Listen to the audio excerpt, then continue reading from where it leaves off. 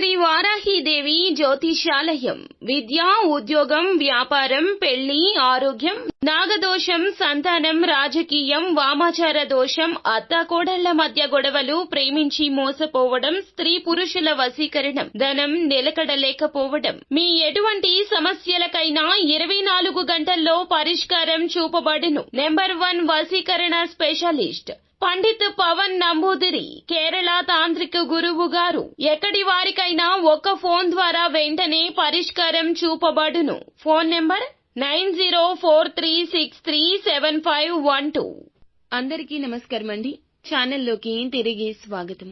వీరు మిమ్మల్ని ముప్పు తిప్పలు పెట్టబోతున్నారు. ఎవరు వారు? ఏం జరగబోతుందంటే, ఒకరు మిమ్మల్ని ఇబ్బంది పెడతారు, ఒకరి వల్ల వణికిపోతారు. ఎవరు వారు అనేది ఈ రోజున గ్రహ గోచార రీత్యా ఎలా ఉండబోతుంది అనేది కూడా ఒక్కొక్కటిగా వీడియోలో తెలుసుకుందాము. వీడియో నచ్చితే తప్పకుండా ఒక చిన్న లైక్ అయితే చేసి మమ్మల్ని సపోర్ట్ చేయండి. ఇక ఆలస్యం లేకుండా వీడియోలోకి వచ్చేద్దాము. వీరు సహనాన్ని, ఓర్పును కలిసి వీరికి సహనము, ఓర్పు ఎక్కువ ఉంటుంది. నీతి నియమాలు అన్నింటా పాటిస్తారు. అన్నింటికీ విలువను ఇస్తారు. విలువ లేని వస్తువు కానీ, వ్యక్తి కానీ వీరి జీవితంలో కనిపించవు.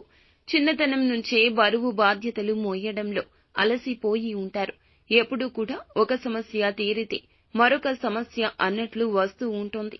ఈ రాశి వారికి సంబంధించి విశ్రాంతి దొరకదు. ఎప్పుడూ పని భారం విసిగిస్తుంటుంది.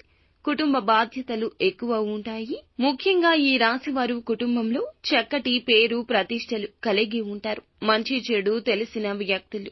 ఎదుటి వారితో ఏది మాట్లాడినా ఆలోచించి మాట్లాడతారు. అంచనాలు ఎప్పుడూ తక్కువగా వేసుకోరు. ఉన్నత స్థానాలకు వెళ్లాలి అనే ఆశ 10 మందిలో కలిసి తిరుగుతూ కొత్త కొత్త విషయాలు తెలుసుకుంటూ వాటిని మంచి చెడులు ఆలోచించి జీవితంలో ఉన్నతికి ఉపయోగపడేలాగా ఉపయోగిస్తారు. ముఖ్యంగా ఈ రోజున వీరికి ఈమెతో ముప్పు తిప్పలు రాబోతున్నాయి. ఈ రోజున ఒక స్త్రీ ద్వారా ఇబ్బందులు పడబోతున్నారు.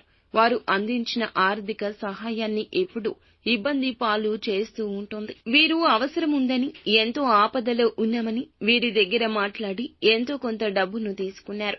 ఇప్పుడు తిరిగి చెల్లించడానికి ఆ స్త్రీ మిమ్మల్ని ఇబ్బందులు పెడుతుంది. ఎందుకంటే ఆవిడ చేసిన మేలుని మర్చిపోయింది. ఆపదలో ఉన్నారని సాయం కోరి వచ్చినప్పుడు ఎంతటి వినయంతో ఉందో ఇప్పుడు ఆ వినయం కనుమరుగవుతుంది.